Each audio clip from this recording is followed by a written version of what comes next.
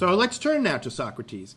He's so important that just as history is divided into before Christ and after Christ, so philosophy is divided into before Socrates and after Socrates. Those who came before him, like Heraclitus, we call the pre-Socratics.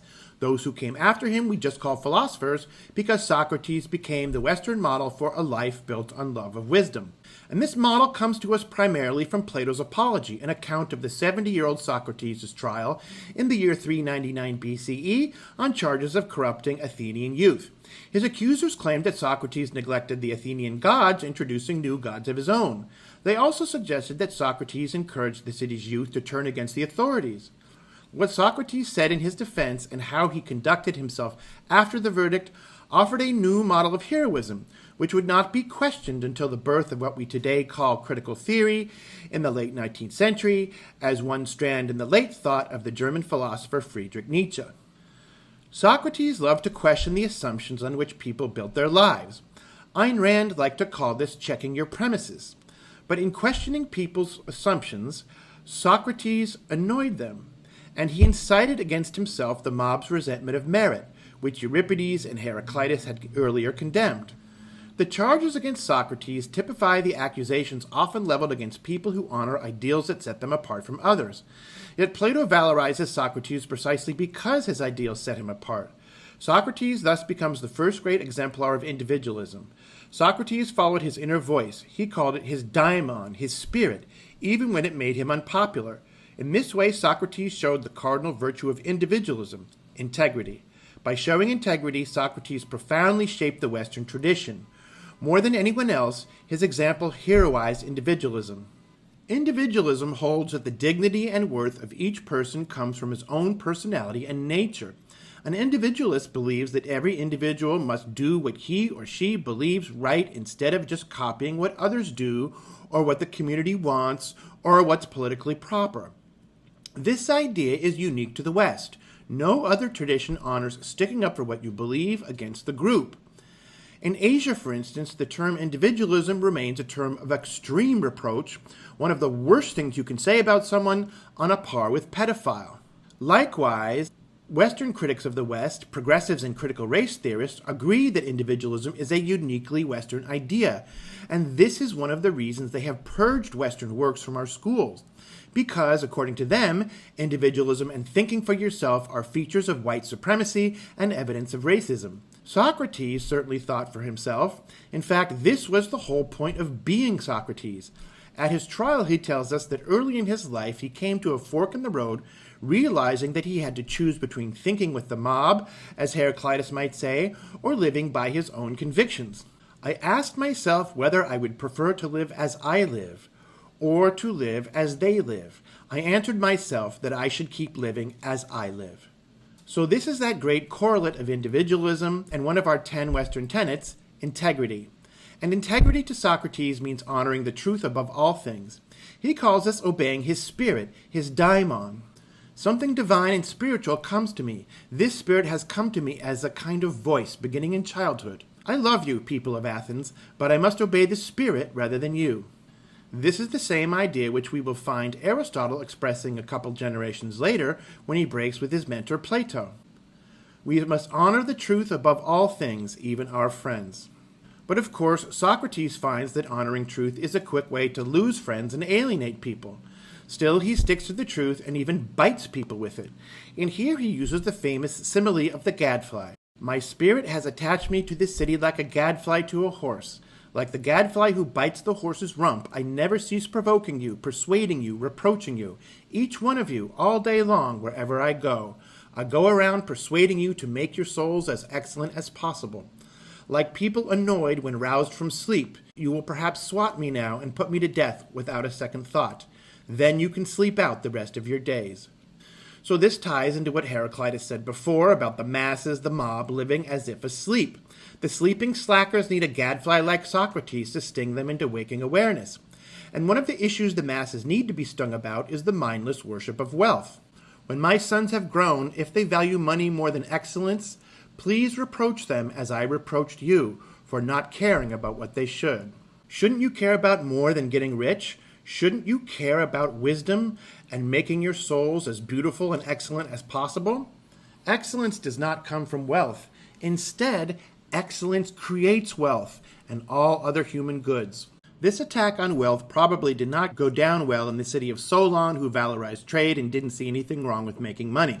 The aristocrats of Athens probably did not take kindly to Socrates urging their young sons to walk away from their wealth. But Socrates' attitude toward material things will become very influential. It points forward to Diogenes, to the Stoics, and to Jesus. In fact, this anti-materialism would not really find any critics until the late 19th century, when, again, Nietzsche would see it as evidence that Socrates was, in his words, decadent.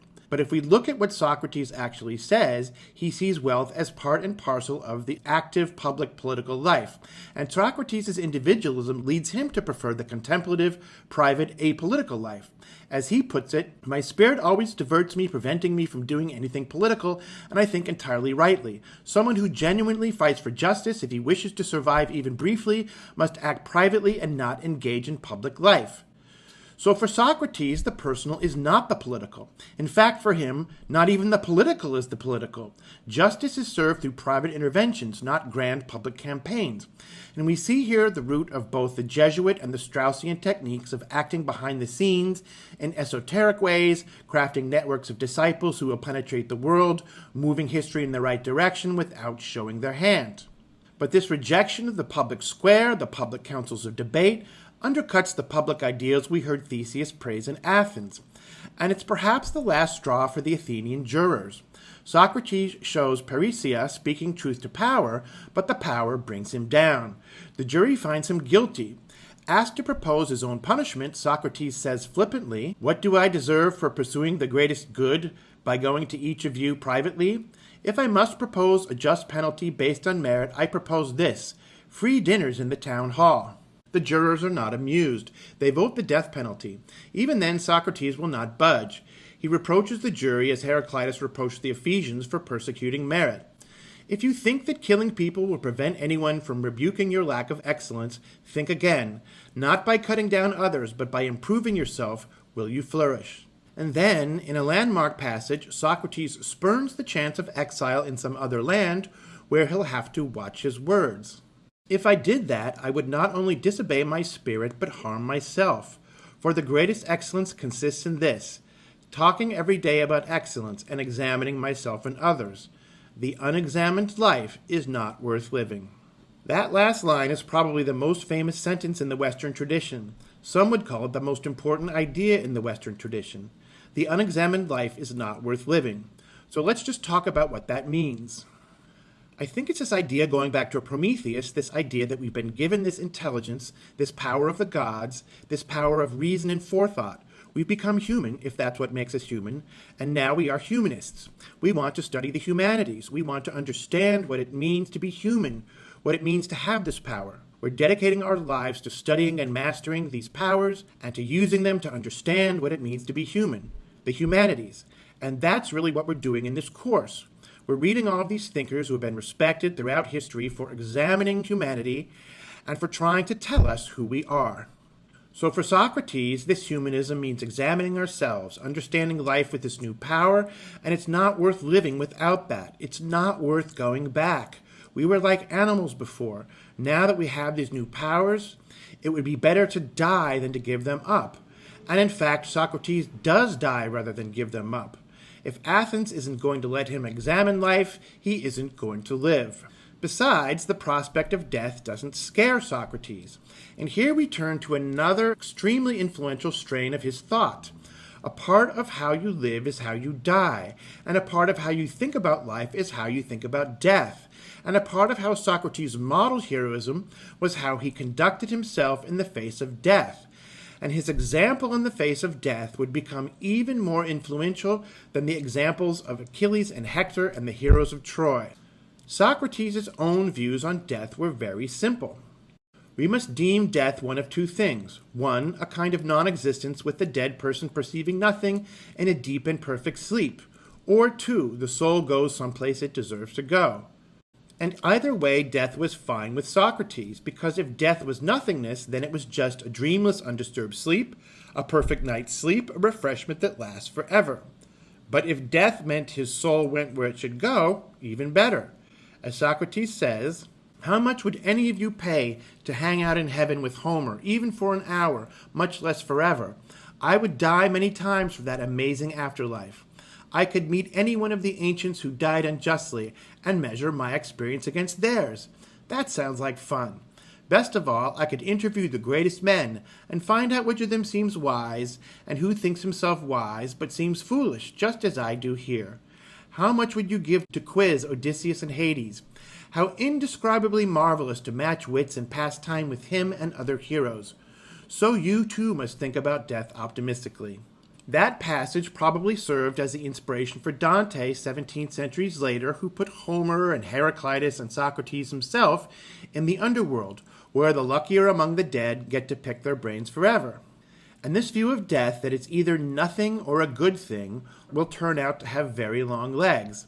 In the next week or so, we'll see it come up in another Greek philosopher, Diogenes, and in several Roman philosophers.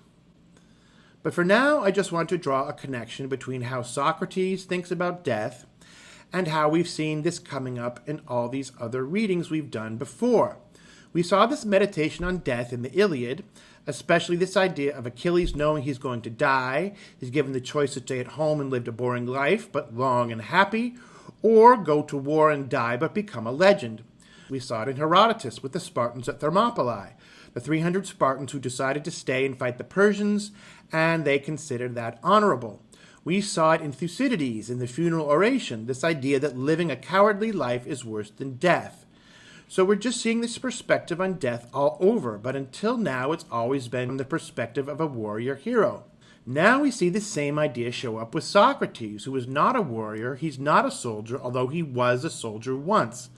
But he has this same soldier's attitude that fear of death should not change the way he lives his life. Socrates believes something is true, and he's going to live up to those beliefs, even if it means that he has to die for them. So there's a way in which Socrates is in the same spirit as all these Greek warriors. The Greeks were not afraid of death because they believed that a good life was more important. So we find in Socrates this tone of optimism in the face of death, even cheerfulness. Plato tells us of Socrates' last hours in a dialogue called the Phaedo. Socrates' friends have come to visit him in prison, where he will drink the hemlock poison at sundown. Throughout this whole death scene, Socrates shows an attitude of what Plato calls hilarotes, which in Latin becomes hilaritas, the root of our English word hilarity. And Socrates tells us that we should have hilaritas too. We should have hilaritas about our own souls if during life we have decorated our souls not with external things, but with the soul's own ornaments, moderation, righteousness, courage, freedom, and truth.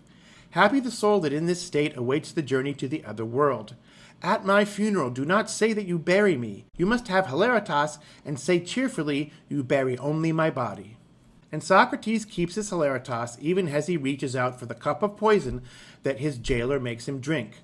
Plato tells us, the man offered the cup to Socrates, who took it with great hilaritas, quite cheerfully, without a tremor or change of feature or color, but looking at the man from under his eyebrows, Socrates held the cup as if making a toast. Then calmly and easily he drank it. And at that point, all of Socrates' disciples burst into tears. But Socrates remains calm, and he reproaches his friends until they control their emotions. Plato says, by way of epitaph, thus ended the life of our comrade, the best, wisest, and most righteous man we have ever known. Those lines will have many copycats. For instance, Arthur Conan Doyle has Dr. Watson say of Sherlock Holmes, I shall ever regard him as the best and the wisest man I have ever known. And that just shows how influential this portrait of Socrates has been. He's put forward as an ideal man. He was a moral model for a lot of people because of the way he faced his death. A whole philosophy called Stoicism, which was the big philosophy in ancient Rome, grew up simply around asking yourself, what would Socrates do? How would Socrates act? It's a lot like Christians asking, what would Jesus do? And in a way, they're similar, Jesus and Socrates. They both died for obeying a higher law or for their moral teachings. The teachings of Jesus went against one establishment, and the teachings of Socrates annoyed another establishment. They both ended up dead. So there are certain parallels here. Above all, Plato presents Socrates as a man in control of himself, self-mastery, in control of his emotions, and he always faced everything the same way. that he went even to his death with an attitude of hilaritas, this struck a lot of people in the ancient world. Wouldn't it be great if we could all be like that, to be such masters of ourselves? So I think that's one of the reasons that Socrates has become so important. He really captured people's imagination, or their moral imagination, and he became sort of an archetype, an original type. Hector or Achilles are the warrior heroes, and Odysseus is maybe the trickster hero who uses the powers of his mind to fool people and get the better of them. And then Socrates is the intellectual hero. Socrates is the original intellectual hero. He's the first one we encounter in the West. There will be others, but the reason there are others is because of him.